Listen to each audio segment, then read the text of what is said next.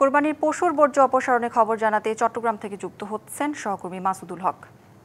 মাসুদ, বর্জ্য অপসারণের কি তথ্য আছে আপনার কাছে জানাবেন? এই মুহূর্তে রয়েছে আমি চট্টগ্রামের আতুরুর ডিপো এলাকায়। আপনারা জানেন গতকাল দুপুর 1টার পর থেকে বর্জ্য অপসারণ যে প্রক্রিয়া চলছে সেটি এখনও চলমান রয়েছে। আপনারা ঠিক আমার পেছনে দেখতে পাচ্ছেন চট্টগ্রাম সিটি কর্পোরেশনের একটি ডাম্পিং ট্রাকে করে বর্জ্য অপসারণ করা হচ্ছে। এবং আপনারা জানেন গতকালই কিন্তু চট্টগ্রামের যিনি মেয়র তিনি বলেছিলেন বিকেল 5টার মধ্যে নগরীর সকল বর্জ্য তিনি অপসারণ করা হবে। কিন্তু আমরা দেখেছি গতকাল কিন্তু 5টার আগে কিন্তু নগরীর প্রায় 80 থেকে 90% এলাকায় কিন্তু বর্জ্য অপসারণ আপনার করে ফেলা হয়, এবং যেটি আজকেও চলমান রয়েছে। অর্থাৎ যারা আজকে কোরবানি দিয়েছে অনেকেই বিভিন্ন বর্জ্য তারা এখানে রাখছেন, সেগুলো তারা অপসারণ করেছেন।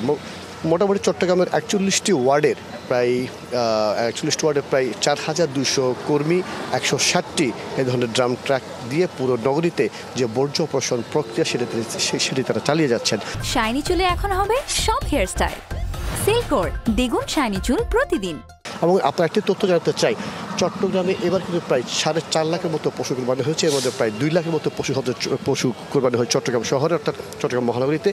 এই 2 লাখ পশুর বর্জ্য যাতে নগরবাসীর জন্য অস্বস্তিকর যাতে কারণ না হয়, সেজন্য গতকাল আমরা দেখেছি দুপুর 1টার পর থেকে বিভিন্ন এলাকায় কর্পোরেশনের যারা লোকজন রয়েছে তারা এই বর্জ্য অপসারণ প্রক্রিয়া তারা চালিয়ে যাচ্ছেন, যেটি আজকেও চলমান রয়েছে।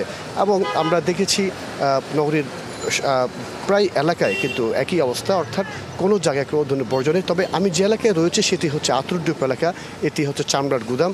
যেহেতু চামড়া লবণ দিয়ে এখানে প্রক্রিয়াজাত করা হচ্ছে, হয়তো এইখানে পরিবেশটি স্বাভাবিক হতে আরও 2 দিন সময় লাগতে পারে, এমনটা জানিয়েছেন কর্পোরেশনের কর্মকর্তারা। তবে আরেকটি বিষয় হচ্ছে স্বস্তির যেটি বিষয়, যেহেতু চট্টগ্রামে গতকাল থেকে কোনো বৃষ্টি হয়নি, সকালে একটু করে বৃষ্টি হয়েছে। ধারণা করা হচ্ছে যদি বৃষ্টিপাত হয় সেক্ষেত্রে যে একটি দুর্গন্ধ বা অস্বাভাবিক পরিবেশ সেটি হয়তো ঠিক হতে পারে।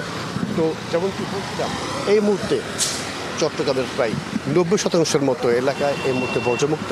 আর বাকি যে সমস্ত এলাকায় আপনার বর্জ্য রয়েছে তারা সেখানে কর্পোরেশনের যারা লোকজন রয়েছে তারা সেখানে গিয়ে বর্জ্য অপসারণ করবেন, এমনটা জানিয়েছেন তারা। তো এই ছিল আমার কাছে চট্টগ্রাম থেকে খবর।